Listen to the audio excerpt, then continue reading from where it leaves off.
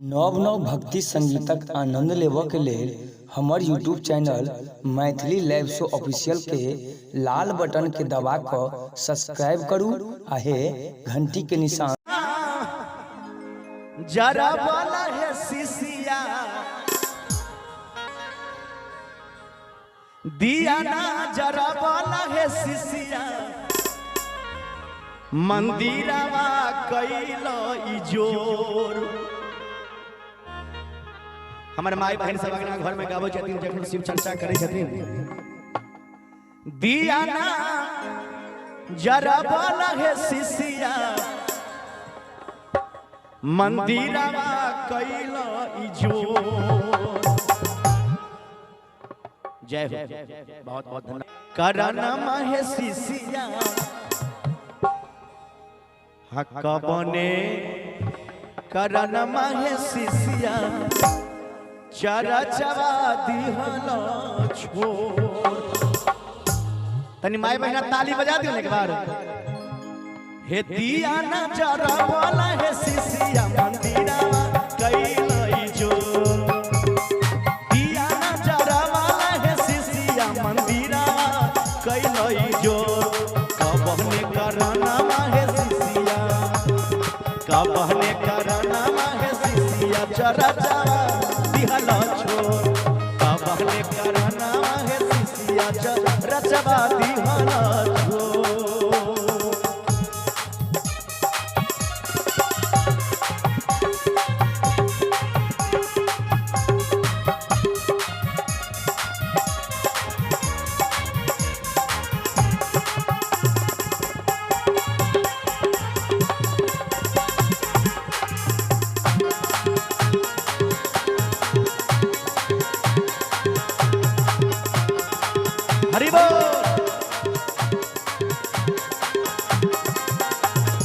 सासू बोले बोलिया है सिसिया सासू बोले बोलिया हो शिव गुरु गोतनी बोले कुबोल।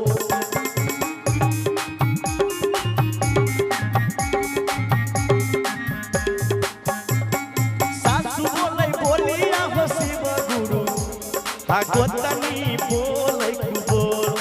एही रे करनमा हो शिव गुरु एही रे करनमा हो शिव गुरु सरा चवा दिहल छोड़। एही रे करनमा हो शिव गुरु चरा चवा दिहल छोड़।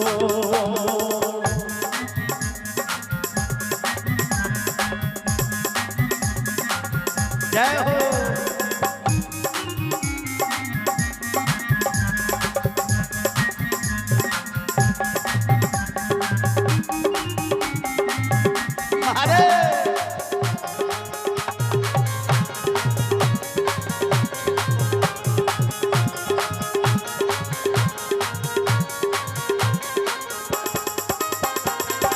शिव गुरु के छथिन शिष्या के बोले दही बोलिया के शिष्या तू बोले दही कु बोल।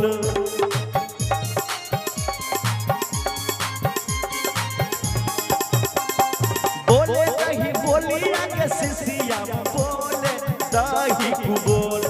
नगर बैठी के शिष्या चरा चवा करी है सोल। नगर में बैठी के शिष्या चरा चवा करी है सोल।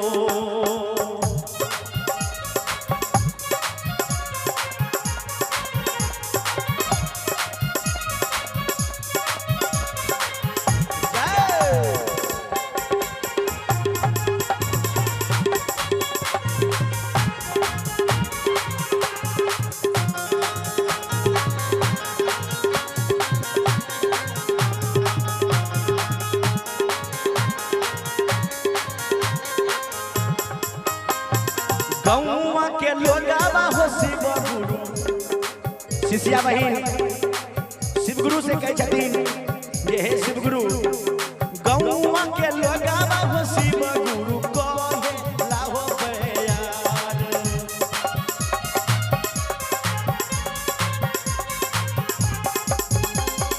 गौवा के लोगावा हो शिव गुरु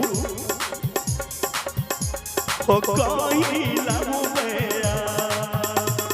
कैसे के करब हो शिव गुरु चराचा बाहो तोर कैसे के करब शिव गुरु चराचा बाहो तोर।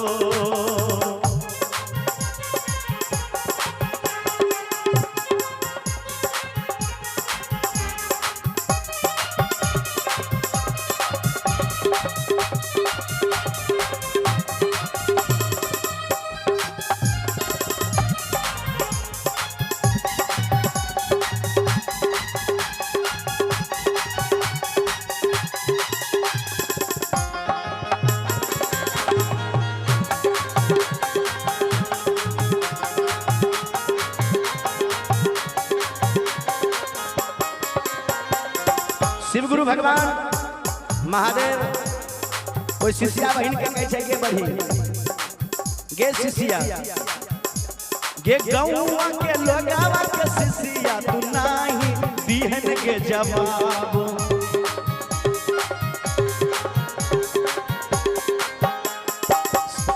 गे गौवा के लोगावा के शिष्या के नहीं दिहन जवाब करत तू रही है गे चराचा बागे हम्मा करत तू रही है गे शिष्या चराचा बागे हम्मा। अंत में भैया हरिंदर नीलम दीदी दिहलन ई हो ज्ञान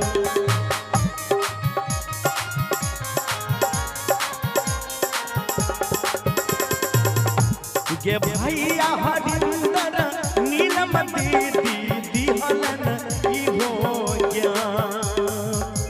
एक बार ताली बजा दियो शिव गुरु के लिए महादेव के लिए सब आदमी चारों तरफ से तीनों सुत पालन करी है तीन सुत पालन करी है आगे चार